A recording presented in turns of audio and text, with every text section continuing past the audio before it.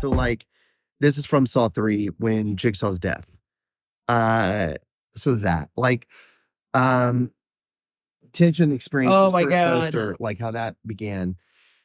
Everything over here that's in there is shit that I haven't gone through yet that I'm selling. But like, look at this stuff over here. Like, this is from Devil's Carnival. It's 666 rules you have to abide by in the carnival. People will go insane for that. Yeah, and it's like all of the stuff back here is just all of the original. This is an original poster from Repo. Oh wow. And the quality is great because this Yeah. is screen use. It's not, well, this one, I mean, if you feel it, it's not just regular paper. It's a different kind of. Oh yeah. So I fucking love it. And I've got hundreds and hundreds and hundreds of these things. So this is stuff that I won't sell. These are a lot of promo items, the Repo helmet, the Repo scalpel. Some of them I buy just because I love the covers. Like, Yep, I know that. Like Sex Magnetism. I mean, look at that. That is, so I started, actually collecting the real versions as opposed to what I used to have, which is the Halloween Town versions. I had those books that looked like they were old and looked like they were scary, but they weren't. They just nothing. So yeah, I started doing all of that. And then that led me down this thing of just weird esoteric knowledge, which I love because I've made 5 movies that deal with religion and they're all, I'm a poser. I knew nothing about it. I was making shit up. Then when I actually started reading it, I'm like, fuck, these stories are incredible. Like it is. So then I just started buying all of these books on just insane topics. Again, a lot of them have to do with the covers. I'll show you an example. Like, so this book, for example, I didn't buy the book for the content. I bought this for the cover. I mean, Sex and the Supernatural. I mean, look at that. Like this one, for example, I said the cover was so insanely cool. Practical Lesson in Hypnosis in the early 1900s. So I just started buying the books on the covers, but this is where it gets great. After I've done the occult stuff, I'm like, I've been there. What can I do next? So I wanted to buy the most absurd books ever written. Okay. So here we go. Oh. Still stripping after 25 years, but it means quilting, not actually stripping. But I wanted to own the most insane books. The Manly Art of Knitting. Oh my God. But wait, it gets better. It gets better. How to make your wife your mistress. Wait. Everything I know about women, I learned from my tractor. Oh, well, I have to take a picture of every single thing. This is incredible. Wait, it gets better. Love, sex, and tractors. These are not a joke. These are real. I'm going to do like an Instagram post of just these book covers. Old tractors and the men who love them. I celebrate this guy's entire library. Whoa, that's a cover right there. Scouts and Bondage. Wow. Now these get back into occult stuff. Loose Women Through the Ages, Through the World. Yeah.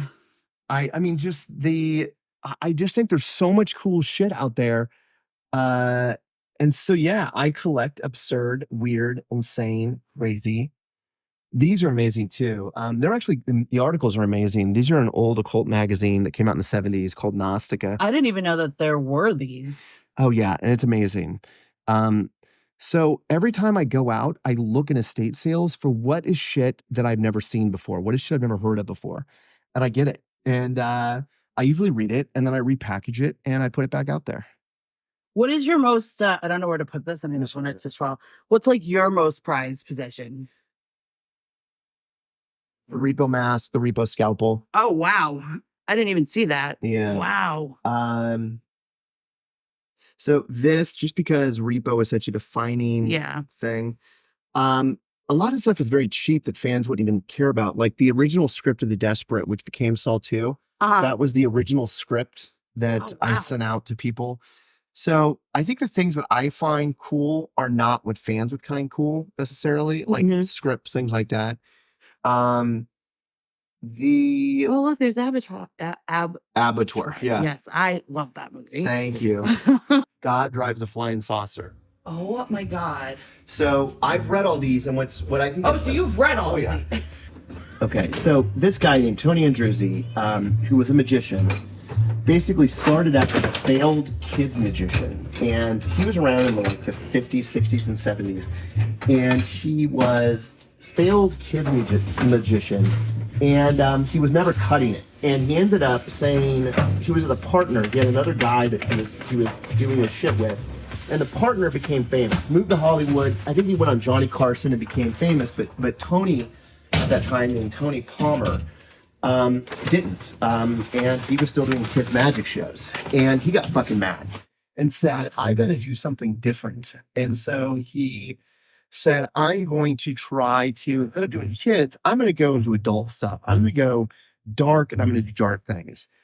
And so he basically said, I'm going to hide magic as if it was occult. I'm going to do things and present them as if they were occult magic. So he changed his name to Tony Andruzzi and came out with his first book, which was like magic that's presented as witchcraft. And it was insane. And he was the first guy to start what's known as bizarre magic, which is magic that you can't explain. Chris Angel does it, where he does body harm, things like that. This is his Oh grimoire. my God, Miss Kataya University? What? So these are all handmade. Check this one out. All magic tricks. These are not, there's nothing occult. This is just magic books. Look at this.